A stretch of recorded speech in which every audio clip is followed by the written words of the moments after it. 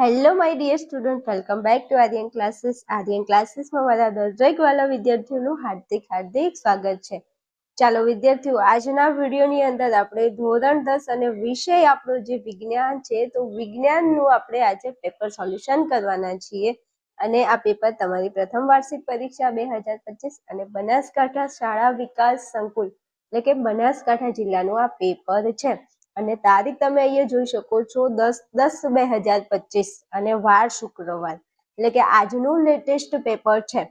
મારા વાલા વિદ્યાર્થીઓ, તમારા જિલ્લાની અંદર જો હજુ વિજ્ઞાનનું પેપર બાકી છે તો મારી એક વાત માનો તો વિડીયોના અંત સુધી બન્યા રહેજો. આ પેપરની અંદર જ હું તમને મોસ્ટ આઈએમપી ક્વેશ્ચન આપી દઈશ કે જેમાંથી 1000% ગેરંટી સાથે તમને કહું છું કે પ્રશ્નો 1000% પૂછાય અને પૂછાય છે. રેડી? ચાલો શરૂઆત કરવી છે વિડીયોની. ફટાફટ આપણે વિભાગ એ ઉપર આગળ વધીશું. વિભાગ એ આપણો 24 ગુણનો છે, રાઈટ? તો કે હા. હવે સૌપ્રથમ તમને કીધા છે સાચા વિકલ્પો પસંદ કરીને તમારે જવાબ લખવાનો છે. તો ચાલો, પ્રશ્ન નંબર 1 છે, કોલસાનું સળગવું એ કેવા પ્રકારની પ્રક્રિયા છે? તો મસ્ત પ્રશ્ન છે ભાઈ. કોલસાનું સળગવું એ સંયોગીકરણની પ્રક્રિયા છે. કોલસાનું સળગવું એ કેવા પ્રકારની પ્રક્રિયા છે? તો સંયોગીકરણની પ્રક્રિયા છે. ચાલો આગળ વધવું છે. પ્રશ્ન નંબર 2 છે, એક દ્રાવણ લાલ લિટમસને ભૂરું બનાવે છે તો તેની પીએચ લગભગ ખાલી જગ્યા હશે.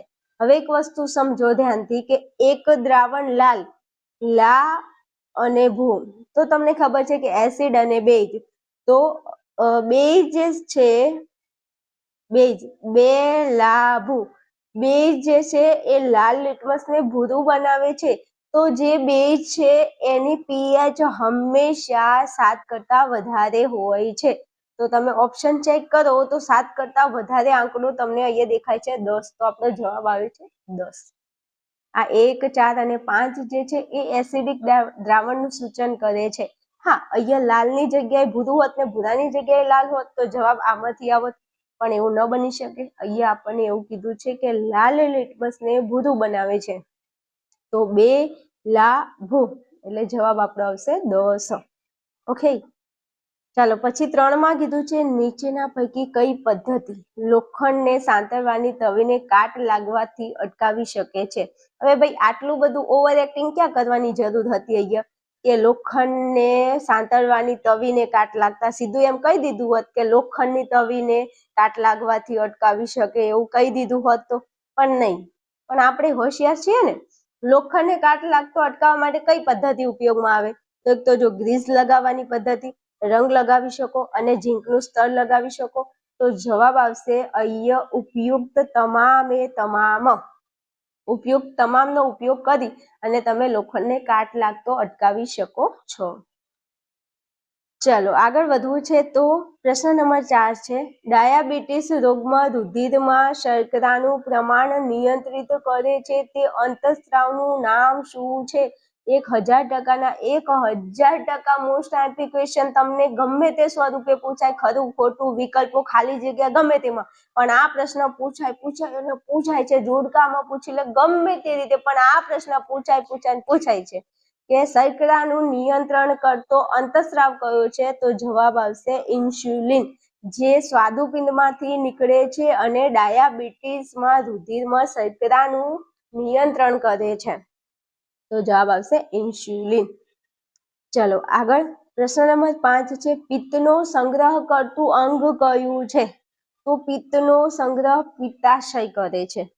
યકૃતમાંથી એનો સ્ત્રાવ નીકળે છે અને એનો સંગ્રહ થાય છે પિત્તાશયમાં. ચલો 6 માં કીધું છે આંખના લેન્સની કેન્દ્ર લંબાઈમાં ફેરફાર કરીને માનવ આંખ વિવિધ અંતરે રાખેલી વસ્તુઓને જોઈ શકે છે. આવું ખાલી જગ્યાને લીધે થાય છે. તો એમાં આપણો જવાબ આવશે આંખની સમાવેશ ક્ષમતા. જવાબ આવશે આંખની સમાવેશ ક્ષમતા. જે મારા વાલા વિદ્યાર્થીઓ છે જે બનાસકાંઠામાંથી મારો વિડીયો જોઈ રહ્યા છે અને આજનું આ પેપર આપીને આવ્યા છે, દરેક વિદ્યાર્થીઓ કોમેન્ટની અંદર જણાવજો કે તમારા વિભાગ એમાં 24 માંથી 24 ગુણ આવે છે કે નથી આવતા, કે કોઈ પ્રશ્ન તમારો ખોટો તો નથી પડે ને, એકવાર જરા મને જણાવી દેજો. ચલો હવે આગળ વધવું છે. તો આગળ આપણને શું કીધું છે? તો કે વિધાનો સાચા બને તે રીતે ખાલી જગ્યા પૂરવાની છે. તો 7માં કીધું છે શ્વેત શ્યામ ફોટોગ્રાફીમાં ખાલી જગ્યાનો ઉપયોગ થાય છે, તો જવાબ આવશે AgCl અથવા તો AgBr પણ તમે લખી શકો છો. શ્વેત શ્યામ ફોટોગ્રાફીમાં શેનો ઉપયોગ થાય છે? AgBr નો ઉપયોગ થાય છે. ચલો પછી 8માં કીધું છે હળદર એ એક ખાલી જગ્યા સૂચક છે, તો હળદર એ કુદરતી કયો સૂચક છે? કુદરતી સૂચક છે. ઓકે, ચાલો પછી 9માં કીધું છે હીરો અને ગ્રેફાઇટ ખાલી જગ્યાના અપર સ્વરૂપ છે અથવા અપરૂપ છે, તો જવાબ આવશે કાર્બનના તે અપરૂપ છે. હીરો અને ગ્રેફાઇટ કાર્બનના અપરૂપ છે. ચલો પછી 10માં કીધું છે જમણા કર્ણકમાં હંમેશા ખાલી જગ્યા રુધિર વહે છે.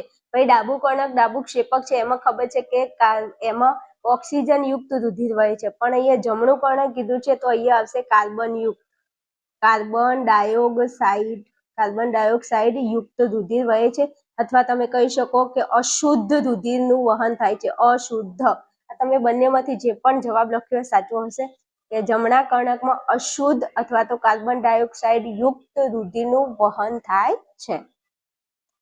ચલો પછી 11માં કીધું છે કારની હેડલાઇટમાં ખાલી જગ્યા અરીસો વપરાય છે, તો કારની હેડલાઇટમાં અંતર્ગોળ કયો અરીસો? અંતર્ગોળ અરીસો વપરાય છે. જવાબમાં આવશે અંતર્ગોળ અરીસો. ચાલો 12માં કીધું છે આહાર શૃંખલામાં બધા પ્રાણીઓ ખાલી જગ્યા છે, તો શું છે? આહાર શૃંખલામાં બધા પ્રાણીઓ ભાઈ સજીવ છે. શું છે? સજીવ છે.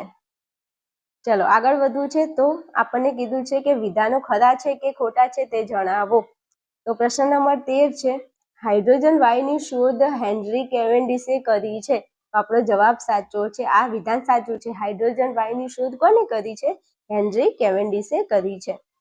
14માં કીધું છે નારંગીમાં સાઇટ્રિક એસિડ હોય છે, તો જે ખાટા ફળો હોય એમાં સાઇટ્રિક એસિડ હોય છે, તો જવાબ આવશે સાચું. નારંગીમાં સાઇટ્રિક એસિડ હોય છે. ચલો 15માં કીધું છે સફેદ પ્રકાશનું તેના ઘટક રંગોમાં છૂટા પડવાની ઘટનાને પ્રકાશનું પ્રકીર્ણન કહે છે. તદ્દન ખોટું છે. સફેદ પ્રકાશનું તેના ઘટક રંગોમાં છૂટા પડવાની ઘટનાને પ્રકાશનું વિભાજન કહે છે. શું કહે છે? વિભાજન. તો આ ખોટું છે ભાઈ. ચલો 16માં કીધું છે આભાસી પ્રતિબિંબ પડદા પર મેળવી શકાય છે, તો આ વિધાન ખોટું છે. કેવું છે? ખોટું છે. ચાલો પછી તમને કીધું છે કે 1-2 વાક્યોમાં જવાબ લખો. તો હવે 17માં કીધું છે કે લેન્સના સૂત્રનું ગાણિતિક સ્વરૂપ લખો. તો 1/v - 1/u = 1/f આપણું લેન્સનું સૂત્ર છે. ઓકે, લખેલું છે અહીંયા જોઈ લેજો. આગળ વધવું છે તો પ્રશ્ન નંબર 18 છે ચાંદીની વસ્તુને હવામાં ખુલ્લી રાખતા તેના પર કયા પદાર્થનું સ્તર બને છે? આનો જવાબ તમારે મને કોમેન્ટની અંદર જણાવવાનો છે. હું તમારી રાહ જોઈશ કોમેન્ટની. ઓકે, ચલો 19માં કીધું છે રક્ષક કોષોનું કાર્ય શું છે? તો આપણને ખબર છે કે રક્ષક કોષો શું કરે છે? વાયુતંત્રને ખોલવાનું અને બંધ કરવાનું કાર્ય કરે છે. ચલો 20માં કીધું છે શ્વેત પ્રકાશનું વિભાજન એટલે શું? તો ભાઈ આ શું છે? તમને નથી દેખાતું? સફેદ પ્રકાશનું તેના ઘટક રંગોમાં છૂટા પડવાની ઘટનાને પ્રકાશનું વિભાજન કહે છે. તો વ્યાખ્યા પૂછી છે, અહીંયા આપેલી છે, જો મગજ થોડું દોડાયું હોય તો. ચલો 20 પ્રશ્નો પૂરા છે. હવે જોડકા જરા જોઈ લઈએ. તો 21માં કીધું છે જીબ્રેલિન. તો ભાઈ જીબ્રેલિન શું કામ કરે છે? તો પ્રકાશની વૃદ્ધિમાં મદદરૂપ થાય છે. 22માં કીધું છે ઓક્સિન. તો ઓક્સિન શું કરે છે? પ્રકાશાવર્તન માટે જવાબદાર છે. જે વનસ્પતિ હોય એ વનસ્પતિમાં જે જગ્યાએ સૂર્યપ્રકાશ ન હોય તો તે જગ્યાએ ઓક્સિન જાય છે અને એની જે પ્રકાંડ છે એમાં વૃદ્ધિ પ્રેરે છે. તો ઓક્સિન પ્રકાશાવર્તન માટે જવાબદાર છે. ચલો પછી 23 અને 24. 23માં કીધું છે પ્રાથમિક ઉપભોક્તા. તો પ્રાથમિક ઉપભોક્તા માટે જવાબ આવશે વનસ્પતિ આહારી. વનસ્પતિનો આહાર કરે છે. અને પછી 24માં કીધું છે વિઘટકો. તો વિઘટકો એ કાર્બનિક દ્રવ્યનું અકાર્બનિક દ્રવ્યોમાં રૂપાંતર કરે છે. ઓકે, ચાલો મારે આગળ વધવું છે. તમને વિભાગ બી બતાવી દઉં. વિભાગ બી ના સરસ મજાના ક્વેશ્ચનો છે ભાઈ. સરસ મજાના. જો રાસાયણિક પ્રક્રિયા દરમિયાન કેવા ફેરફાર થાય છે, સૂચક એટલે શું, એટલા મસ્ત પ્રશ્નો પૂછ્યા છે. 28મો પ્રશ્ન મસ્ત છે. આ બધા પ્રશ્નો એકવાર મારું માનો તો બધા પ્રશ્નો તૈયાર કરીને જજો. તમારી પરીક્ષાની અંદર ક્યાંક ને ક્યાંક આમાંથી પ્રશ્નો હશે ને હશે, 1000% હશે.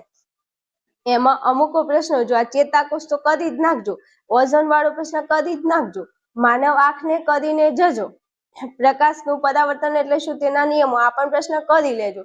પછી મને કહેતા ને કે બેન કીધું નહોતું હો, આ બધા પ્રશ્નો પૂછાય છે. આ 36મો પ્રશ્ન છે કચરાની સમસ્યા, આ પણ કરી લેજો. એવું ન થાય પછી કે બેન તમે કીધું નહોતું. આ બધા પ્રશ્નો તમને તમારા પેપરમાં 1000% જોવા મળશે. ચલો અહીંયા તમારો વિભાગ સી છે, તો વિભાગ સી પણ જોઈ લો. પ્રશ્નો મસ્ત છે, વ્યવસ્થિત છે, તૈયાર કરી લેજો પ્લીઝ. એમાં ક્ષારણ છે ને એ કરી નાખજો પ્રશ્ન. વિભાગ સી માં પૂછાય અથવા ડી માં પૂછાય છે, કરી નાખજો ભાઈ. ચાલો પછી અહીંયા જુઓ, ધ્યાન આપો. અહીંયા 42માં ગુરુદર્શનની ખામી થવાના કારણો જણાવી તેને કેવી રીતે નિવારી શકાય, યોગ્ય આકૃતિ દ્વારા સમજાવો. તમારી પરીક્ષામાં તમારા પેપરમાં ગુરુદ્રષ્ટિ પૂછાય અથવા લઘુદ્રષ્ટિ, પણ પૂછાય ફાઇનલ છે. તો આ ગુરુદ્રષ્ટિ કે લઘુદ્રષ્ટિ બેમાંથી એક તો કરી જ નાખજો. હું તો કહું બે કરી નાખજો. બેમાંથી એક તો 1000% પૂછાય છે. પછી આ લડવાની કે દોડવાની ક્રિયામાં કયો અંતઃસ્રાવ છે અને પ્રાણી શરીરમાં થતી તેની અસરો. ભાઈ એડ્રેનાલિન, જે આકસ્મિક પરિસ્થિતિમાં તમને લડવામાં મદદ કરે છે એ. આ મેઘધનુષ્ય ભાઈ 1000% કરી નાખજો. પછી સ્વચ્છ ભારત, આ પણ 1000% કરી નાખજો. આ ઘરની દિવાલ દોડવા માટે શું વપરાય છે, આ પણ 1000% કરી નાખજો. બધા પ્રશ્નો પૂછાય છે. રેડી? ચલો વિભાગ ડી પણ તમને બતાવી દઉં. વિભાગ ડી માં જો પહેલા તો આ 4 વ્યાખ્યાઓ કરી લેજો. આ 4 વ્યાખ્યાઓ વિભાગ ડી માં ના પૂછાય તો બી માં પૂછાય, સી માં મજા આવે એ જગ્યાએ પૂછી લે, પણ પૂછાય છે ફાઇનલ. પછી અહીંયા જુઓ, આ 49મો પ્રશ્ન છે, જરા જોઈ લેજો. નિયંત્રણ અને સંકલનનો પ્રશ્ન છે. એકવાર આને અલગ પાડવાનું, થોડું જોઈ અને કમ્પ્લીટ કરી લેજો. પછી ઉત્સર્જન તંત્ર કરી નાખજો, પાચન તંત્ર કરી નાખજો. બધા પ્રશ્નો પાચન અને ઉત્સર્જન આ બેમાંથી તો પૂછાય જ છે, પ્રશ્ન કરી નાખજો. પછી જો અહીંયા લેન્સના પાવરની ટૂંક નોંધ પૂછી છે. પછી સંયોગીકરણની પ્રક્રિયા એટલે શું તેના ઉદાહરણ કીધા છે, અને રાસાયણિક પ્રક્રિયા દરમિયાન થતા ફેરફાર જણાવો. 2 વખત આ પ્રશ્ન પૂછી લીધો જો. પછી નકામા કચરાના પ્રકારો, એકદમ સહેલા પ્રશ્નો છે. 54માં કીધું છે પ્રકાશ સંશ્લેષણ એટલે શું, તેનું સમીકરણ અને તેમાં થતી ઘટનાઓ. એકદમ બધા પ્રશ્નો મસ્ત છે. આવડે એવું પેપર હતું, 80માંથી 80 આવે એવું પેપર હતું. કોઈ વિદ્યાર્થીઓ છે જેને આ પેપર આપ્યું હોય, જેને 80માંથી 80 આવે એવું પેપર લખ્યું હોય તો એકવાર મને કોમેન્ટની અંદર જણાવજો. ઓકે, ચાલો વિડીયોને અહીંયા રાખું છું. મળીશું નેક્સ્ટ વિડીયોમાં. ત્યાં સુધી જોતા રહો, ભણતા રહો અને મોજ કરતા રહો.